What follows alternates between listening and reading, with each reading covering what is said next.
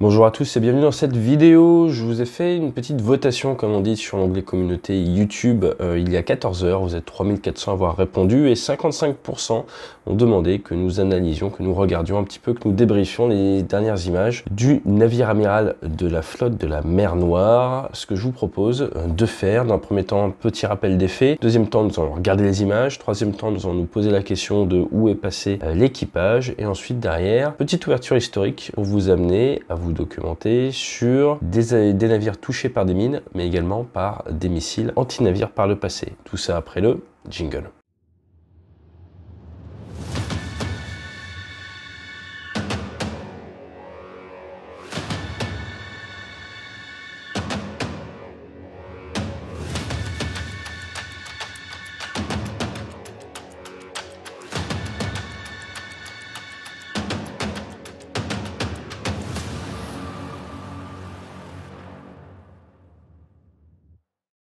Comme vous le savez, il y a maintenant quelques jours, le navire amiral, ce qui veut donc dire le navire principal, le navire sur lequel d'habitude il peut y avoir l'amiral, le plus gros navire de la flotte de la mer Noire. Donc c'est pas le plus gros navire de la marine russe, le plus gros navire de la flotte de la mer Noire, il y a différentes flottes, a été touché et officiellement coulé. Donc différentes versions. D'après les Russes, il y a eu une explosion de munitions à bord qui aurait forcé une partie de l'équipage à partir. Ensuite, il y aurait eu remorquage à cause des conditions météo. Le remorquage n'aurait pas abouti, nous l'avons dit dans la dernière vidéo, ce n'est pas évident de remorquer un bateau qui a des grosses avaries. Les Ukrainiens disent qu'ils ont tiré 2 missiles Neptune, qui serait une version locale ukrainienne du KH-35, donc une sorte de Harpoon ou AM-39, des missiles subsoniques qui volent très bas, juste au-dessus de la mer et qui attaquent les navires, qui font à peu près 500 kg. Ne pas oublier que l'Ukraine, depuis le début de la guerre, et c'est leur bon droit, fait pas mal de désinformation. Un bon exemple, c'est l'île aux serpents, puisqu'on va parler de la marine. L'île aux serpents, ils ont dit que leurs 13 gardes-côtes avaient été tués. Ils ont été faits prisonniers, notamment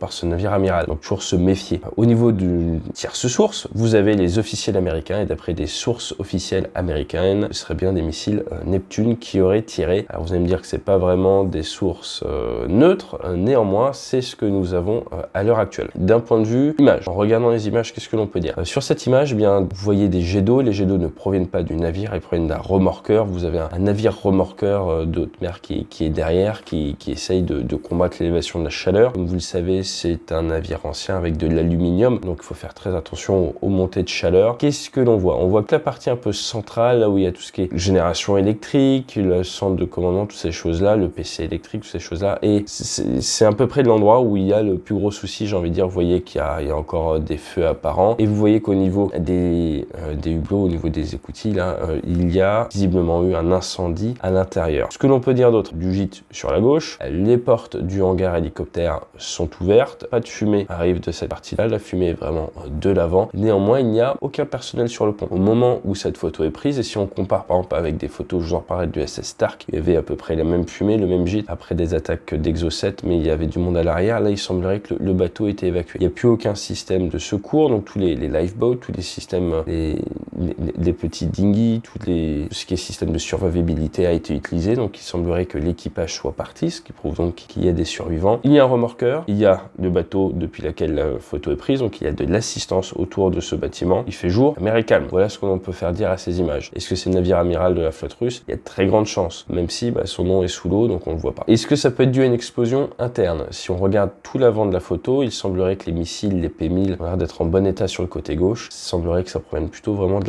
la partie de l'îlot centrale. Donc explosion interne, incendie en interne, c'est possible, il y a du stockage de munitions, c'est KDS-300, il y a pas mal de choses dedans. Une mine, est-ce que ça pourrait être dû à une mine? J'ai envie de dire que c'est peut-être l'hypothèse la moins probable. Pourquoi? Parce que vu les dégâts là sur l'extérieur, ça ne ressemble pas trop à une mine, il faut être franc. Ensuite, si vous voulez avoir des idées de à quoi ressemble un navire touché par des mines, je vous invite à regarder le Samuel B. Roberts et Noah Perry qui a touché une mine dans le Golfe Persique le 14 mars 88. Est-ce que ça peut être un missile? Eh bien là, comparé avec les impacts sur l'USS Stark le 15 mai 87, attaqué par 2 Exocet, les deux qui ont tapé sur le flanc gauche, encore une fois, avec des explosions, ça fait 37 morts sur l'USS Stark, il y avait à peu près un peu plus de 200 personnes à bord. Le premier M39 n'a pas explosé mais a mis le feu, le deuxième M39 a explosé, et vous verrez que ça ressemble quand même beaucoup, sachant que le Neptune, c'est à peu près la même gabarit, j'ai envie de dire, qu'un Exocet. Donc de ce que l'on peut voir de ces images, le plus probable, ça ressemble au maximum avec les images, avec tout ce que l'on voit, à de l'impact de missiles, ce qui viendrait corroborer l'hypothèse d'attaque de la part de missiles de croisière ukrainiens, peut-être, en tout cas sûrement du missile, pardon pas de croisière, du missile anti-navire subsonique. Ça ressemble à ça. Donc après Harpoon, après Neptune, Exocet, je ne peux pas vous le dire. Alors qu'est-il advenu de l'équipage? Si vous regardez certains analystes sur internet, notamment monsieur Sutton, il a fait l'analyse des images qui sont sorties le 16 avril 2022 à Sébastopol d'une cérémonie militaire. Il a compté le nombre de personnes et vous avez à peu près 240 marins qui sont censés être, d'après les Russes, de l'équipage du navire et leurs commandants qui sont visibles sur cette cérémonie. On sait qu'il y a à peu près 480 ou 510 marins normalement sur le navire amiral de la flotte russe. Vous voyez 90 officiers ou sous-officiers, 150 hommes du rang. En termes de météo, ils ont fait des recherches correspondraient. Il y a également un Z sur un véhicule à l'arrière. Au niveau de la taille des ombres, certains spécialistes ont regardé, 0,68, la taille des ombres correspondrait à la saison. Certaines personnes disent qu'il y a trop de végétation dans les arbres. Néanmoins, sur d'autres plans, on voit des sortes de cerisiers en fleurs. A l'air de correspondre également. Le point bizarre, c'est l'absence de blessures ou de brûlures dans le personnel. Peut-être qu'ils n'ont pas montré le personnel blessé. L'autre question serait qui a récupéré toutes ces personnes. Les seules informations que l'on a à l'heure actuelle sur le sauvetage, eh bien, ça provient de la Lituanie. Les Lituaniens qui ont fait un communiqué, qui ont dit que la Turquie a récupéré 54 marins. En termes de timing, également des précisions, qu'à 1h14 du matin, le navire aurait été touché, qu'à 1h45, il y aurait eu plus d'électricité, qu'à 2h du matin, il y aurait eu l'évacuation. Et par contre, là où ça décrédibilise un peu leur version, ou en tout cas ça donne un souci, ils disent qu'à 3h du matin, le bateau aurait coulé. Or là, la photo est de jour, donc cette information-là me paraît à creuser. Ils annoncent également qu'il y avait 485 personnes à bord. Donc ce que l'on sait actuellement, c'est qu'il y a du monde qui est parti, on ne voit plus personne à l'arrière. Sur un incendie comme ça, voilà, il est très peu probable que tout le monde soit mort directement lors de l'impact. Parler de 20 à 50% de pertes lors de la lutte contre l'incendie, ce n'est pas impossible. De toute façon, si effectivement les missiles ont tapé sur le flanc gauche à cet endroit-là, c'est des zones où il y a beaucoup de personnes. Donc vous êtes au minimum déjà dans 30 à 50 victimes, je pense. Après, derrière, on voit que ça a quand même pas mal fumé à l'intérieur. Les températures ont dû monter. Il y a peut-être eu des petites explosions secondaires à l'intérieur. Vous pouvez au moins partir sur le fait qu'au minimum, je pense, 10% de l'équipage a eu des soucis lors de la frappe initiale. Et après, à voir quelle vitesse ils ont évacué. Des personnes ont évacué, c'est sûr, donc il y a des survivants. Parler de peut-être 10 à 30, jusqu'à 50% de pertes lors de la lutte, ça serait, je pense, quelque chose d'assez réaliste. Au niveau de l'ouverture dans l'histoire, je vous ai parlé de l'opération Praying Mantis. Je vous invite à regarder ce qui s'est passé dans le golfe arabo-persique 87-88. Donc en 1987, l'USS Stark, on en reparlera, attaqué par 2 Exocet. Je vous ai montré un petit peu les images, ça peut vous donner une bonne idée d'à quoi ça ressemble. 18 avril 88, et au moment où je tourne cette vidéo, eh bien ça fait tout juste 34 ans. Vous aviez, durant le conflit Iran-Irak, vous avez eu un petit conflit entre les Américains et l'Iran. Qu'est-ce qui s'est passé? Eh bien le 14 avril, vous avez l'USS Samuel B. Roberts, une OH Perry qui a tapé une mine.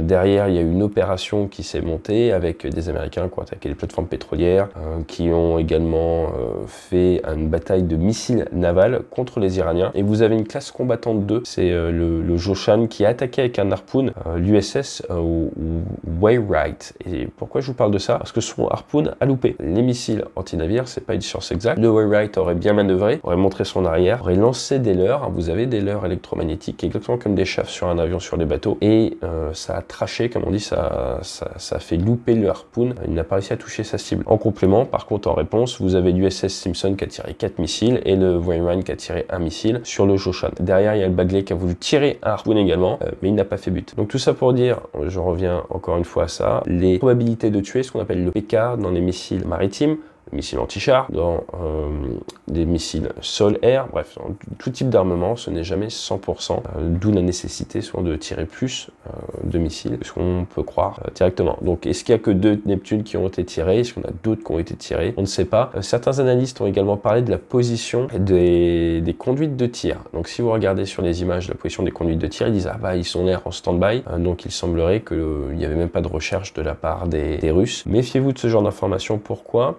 Par contre, le moment où ça a tapé, le moment où le bateau a perdu sa génération électrique, même si ça a tapé plus ou moins à l'endroit où se fait la génération électrique, il y a un délai, donc on ne sait pas exactement si les systèmes ne se sont pas mis en sécurité après.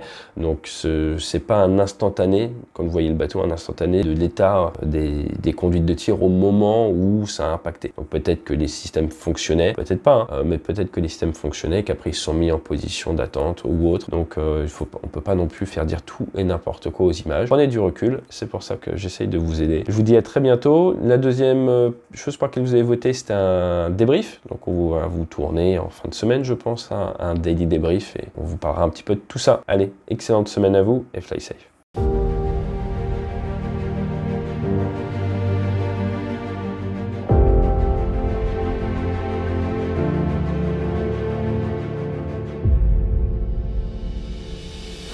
Tellement